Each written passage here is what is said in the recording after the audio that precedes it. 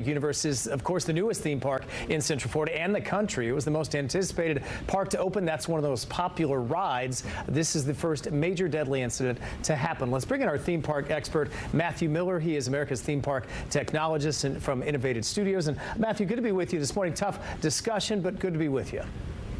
Hey, good morning, guys. Glad to be here. Yeah, obviously, safety is a top priority, not just at Universal, but across the industry. So really hate waking up with this news, but we know that not only, for the Orange County, for the county, but also for the park, they're going to do everything they can to get this, resolved and figure out what happened.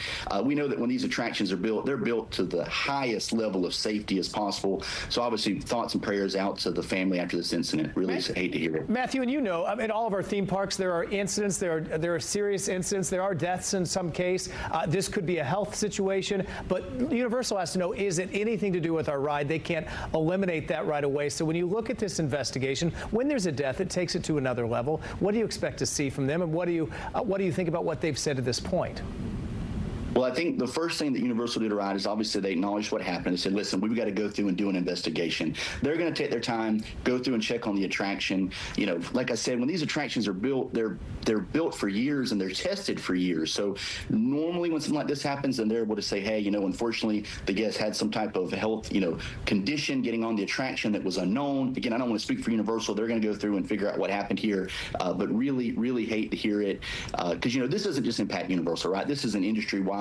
Other parks, not only in Orlando, but around the nation, will be looking at this because we've got to be safe. Universal does everything they can to make it safe. We know it's going to stay that way, but I really hate to wake up hearing this morning. Yeah, Matthew, let's be clear. My guess would be thousands of riders have ridden this ride by this point, since it opened. So it has certainly not only been tested, but many, many people have ridden it. Describe the ride. I know it goes up to 62 miles per hour.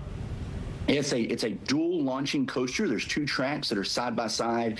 They do this incredible sort of dance around each other called the celestial spin towards the end of the attraction. It is a launching attraction. You'll launch multiple times. There, like you called out, at over 60 miles per hour. And to your point, in terms of numbers, they don't share every milestone, but we know that the Monsters attraction, it recently hit 1 million riders. Wow. And that was over a month ago. So yes, tens and tens of thousands of guests would have been on this attraction at this point. Let's talk to the liability side. We see it at all our theme parks, big and small. There's a ride that, hey, if you're not pregnant, if you don't know, if you have an undiagnosed heart condition, they know that any ride, rides at all of our theme parks can be deadly if you have an undiagnosed condition. We don't know if that's the case here or not, but we do know there are a lot of signs posted for guests on those rides, probably including this one.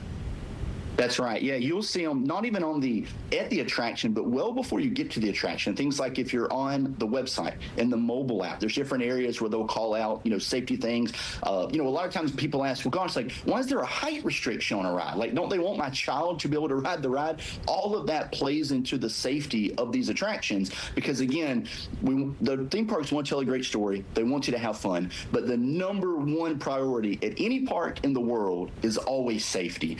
So well before you get to the attraction, there are steps being made to make sure that you're safe and that you know what you're getting into. And then, like you said, as you're getting into the attraction, getting into the queue, there's multiple signs, there's lockers as you're passing. So yes, there are plenty of ways as you're getting into this to know what type of attraction you're getting on well before you put that lap bar seatbelt on, depending on the ride. Yeah, and we saw that all too well in Orlando. We know with Tyrese Sampson why it matters so much to follow those regulations. Let's finish with this. We just saw from the app, Amanda did a great job of showing us it's closed for today. How long might that continue? I know it's a bit of a guessing game, but what do you think will go into that decision? My guess is it won't be a today or tomorrow thing. They're definitely going to need time. They're not going to rush this. They're going to say, hey, did the attraction operate in the way that it should? Okay, probably good there. What else was going on? Checking with the medical exam, going through it. So my guess is, at least a couple of days. But again, I don't want to speak for Universal because you never know, right? It may be an immediate thing to where they're like, hey, we spoke with the family. We know what happened. Or, hey, no, it's taking us a little bit longer to figure out, what ended up happening. But I would not expect it to be open by lunch today. All right, we'll leave it for there. This could be a difficult discussion for sure. But, Matthew, really appreciate the insight today. Thank you. Thanks, y'all.